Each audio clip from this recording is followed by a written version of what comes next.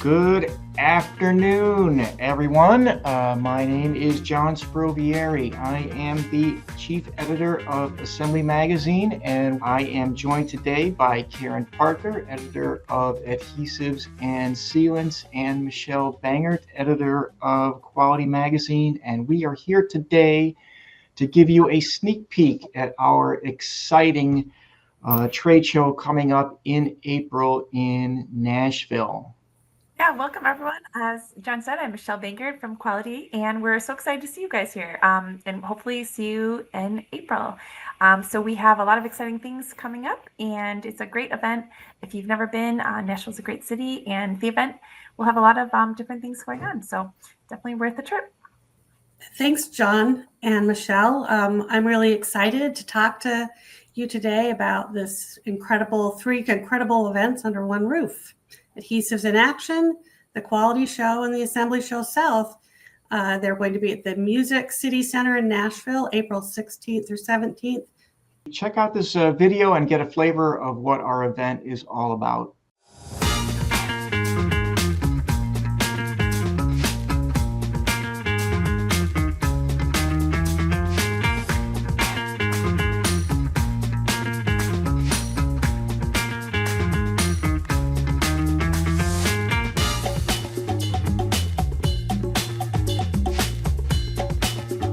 We appreciate this event especially because there's a diverse amount of different customer industries that are represented, aerospace, medical, automotive, so we like to see the whole gamut.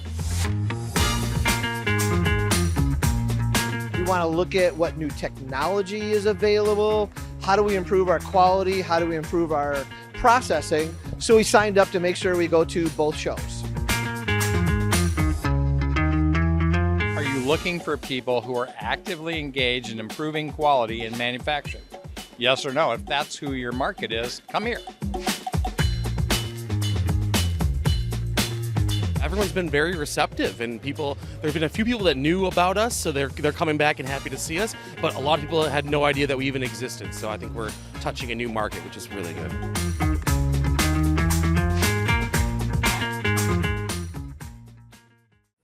The Assembly Show South, that part of it, this is an event for assembly line managers, plant managers, manufacturing engineers, design engineers. If you put two or more parts together to make something, you need to come to the Assembly Show South. There are exhibitors showing fastening tools, adhesives, automated assembly systems. Going to want to attend this event. And for quality, just want to add that our whole goal is improving your manufacturing process. So there'll be a ton of different technologies out there, and with AI and so many things going on, if you're looking to adopt kind of some new automation or other things, it's the perfect chance to kind of shop around and see what's going on. And plus, the education sessions, I think, will be really great this year. The learning theaters have a whole range of topics, from lean to calibration to automation and leadership. So definitely something for everyone. For Adhesives in Action, this is the first event that we have, and we're really excited to introduce and offer this to companies that are involved in things like automotive assembly, aerospace manufacturing, electronics and appliance assembly, furniture manufacturing. If you're interested in things like lightweighting or increasing your process efficiency, this is a great event for you to come and connect with people who are on the forefront of those technologies. For instance, if you're a manufacturing engineer and you're tasked with increasing the sustainability of your processes, this is a way for you to come and see some of the ways that you can do that. So we're really excited to have this be the first time that you can come and see adhesive technologies and how it can help your manufacturing. Our keynote this year comes from the aerospace industry, which is a first for us. I think that'll be really exciting for all three brands. Eric Jeffries, he's the president of the International Aerospace Quality Group, as well as the senior manager of process integrity and compliance for Bell Textron. So his session will kind of hit all three different roles, or all three different brands. It'll be called Quality in the Digital World. So quality management and just kind of affecting all different industries and speaking of from his aerospace perspective, which of course I think is a very interesting topic for everyone. So, Yes. welcome, Eric. How are you? Great to have you. Yeah, thank you so much. Let me first start by saying I want to thank you guys for the invitation. I'm really excited to be a part of this. I took some time to go and look at the event, and I'm not just excited to be a part of it as a speaker, but I want to attend. It looks like some really good content, and I started passing it around to people. It got people excited, so I think it's going to be a wonderful event. Can you tell us a little bit about why you picked this topic? This is something that's going to impact all of us. When we talk about the future of quality in the digital world,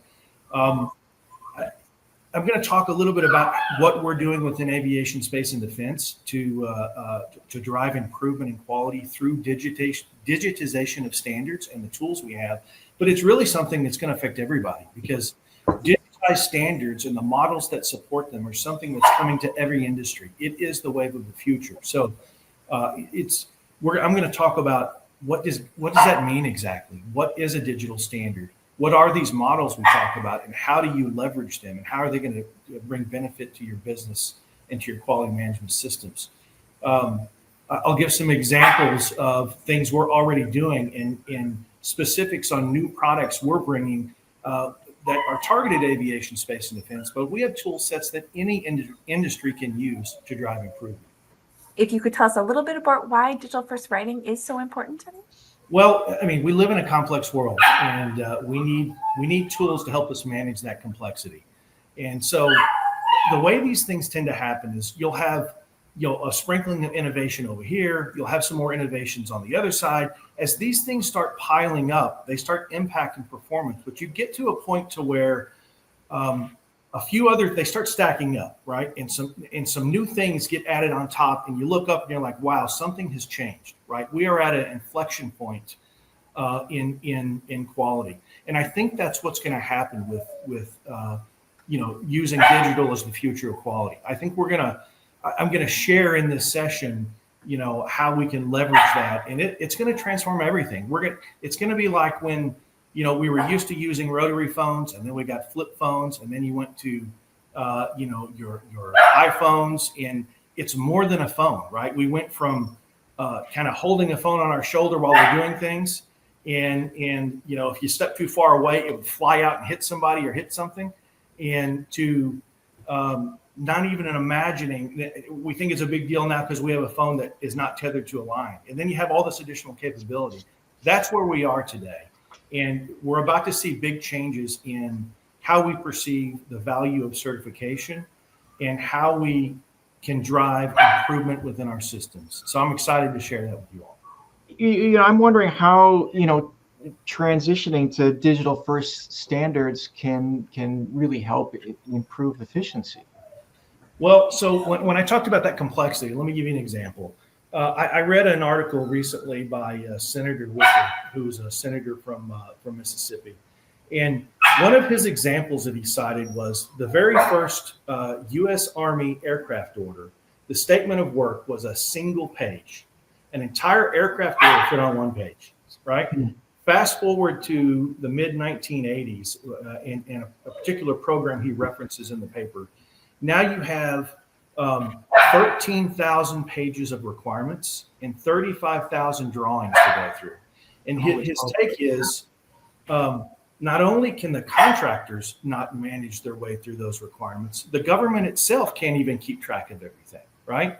And so this digitization is happening everywhere, but when you bring it down to standards and you apply the same thing, each of our standards have hundreds of different requirements. And we have particular suppliers that may have one or two or three of them.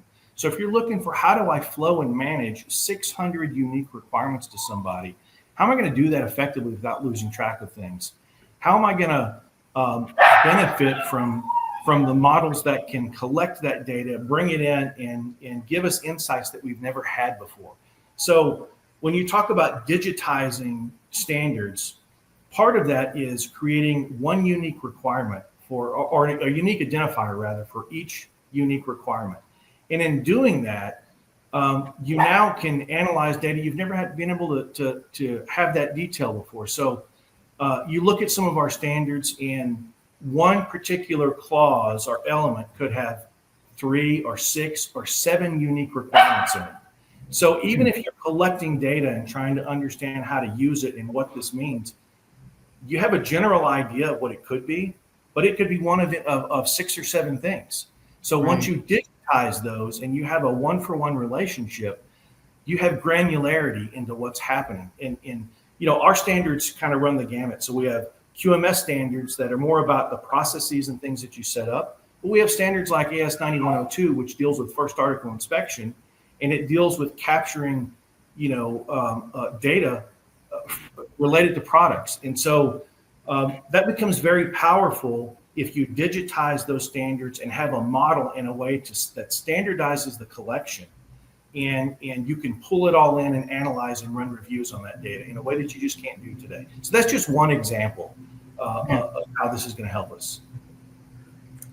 So Eric, I was wondering, could you share some more real world examples where digital integration can lead to successfully addressing challenges or seizing opportunities?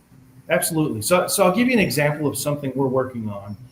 If we look at the certification side, and today I'm sure a lot of the people that are going to be in the audience of this show have some sort of third-party certification. When you have that audit and it's finished, you get a report and it'll have, hey, you had 2 majors and 3 minors, but you have no idea what that means. Is that good? Is it bad? How does it compare to anybody else? What does it really mean in terms of, do I have a mature system? Is it a good enough system that people will trust me with their purchase orders to build product for them? We've never been able to get that kind of information. So as we work to digitize our standards and have that one-for-one identifier we talked about, and you couple that with a digital model, which is a tool for capturing the data out of those requirements, and essentially, it's a software component that comes with the standard. So in the future, you buy a standard, you're not just going to get a standard, you're going to get a standard plus a digital model to help you implement that standard. Mm-hmm. So we're developing a product called Oasis Insights today. And with Insights, we're going to take the data that we have pulled out of these standards, and every one of our certified companies within aviation, space, and defense, when that audit's done, they're going to get a report that says, you know what, you had a score of 90, which means you performed better than 90% of the other suppliers that are your size. And then they're going to be compared against the industry as a whole. And where we go in the future is your comparison against a certain market segment within our industry. So how are your results compared to other machine shops if you're a machine shop? If you're a plating house or an assembly house, how did you compare to other like organizations? And so you end up with all this data. It will link back with improvement to some of the improvement tools we have. So if you've got NCRs in these 3 clauses, it'll link directly to, here's a tool to help you drive improvement for these particular things you were written up on, right? So it's going to open up a whole new world of getting value out of these audits. It's also going to change the perception of certification and the importance that's placed on it, because where we head in the future is, now that you have that data and you can run relative comparison, if you're those that are looking for new suppliers, right, within our database, you're going to be able to go in, the people that perform well enough and are willing to share their results, you'll go in and say, I need an assembly supplier in one of these 3 states, and I only want to see the ones that are in the top 25% in terms of performance. It's going to pull those in. So it's going to start driving purchasing decisions based on quality performance, because we can collect the data and analyze it and share it and use it. So it's exciting things. That's really powerful. And what an incentive too for the people who are putting their data out there too and trying to get that business. How cool is that? Out of curiosity, could you tell us, Eric, how you ended up in the aerospace field? Was it always a goal, or? It actually was always a goal. So I grew up, I'm a pilot myself. I grew up in, my grandfather was a commercial pilot, actually flew blimps for the U.S. Navy. and they would go to altitude and perform material testing. And then he also got into airplane flying. So as I was growing up, we always had, an airplane. So I was flying all over the place with my granddad. So I had an early passion for aviation.